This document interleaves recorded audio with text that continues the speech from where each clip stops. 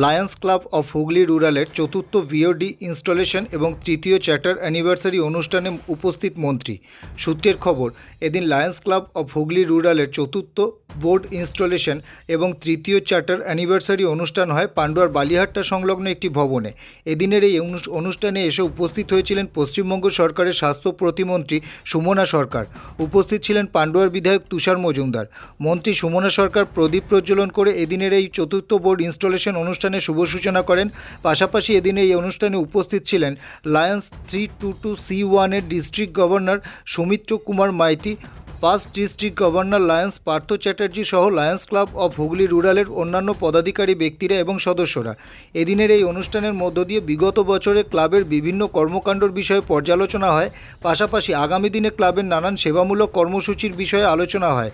মন্ত্রী সুমনা সরকার এবং বিধায়ক তুষার মজুমদার এদিন এই অনুষ্ঠানে উপস্থিত হয়ে পাশে থাকবার আশ্বাস দেন লায়ন্স ক্লাব অফ হুগলি রুরালের সদস্যদের।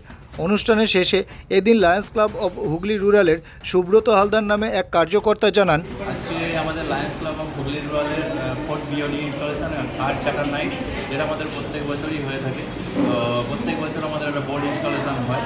তো এখানে আজকে অনুষ্ঠানটা আমাদের হচ্ছে আপনজন লজ।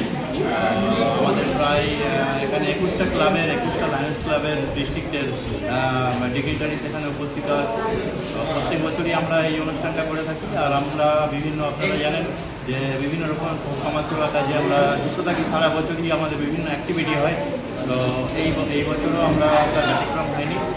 প্রত্যেক বছর যেরকমভাবে আমাদের বোর্ড ইনস্টলেশন হয়, অ্যাকচুয়ালি আমাদের নতুন বোর্ড প্রত্যেক বছর গঠিত হয়। এই বছরও তার ব্যতিক্রম সেটা হচ্ছে একদম সুন্দরভাবে অনুষ্ঠিত হচ্ছে।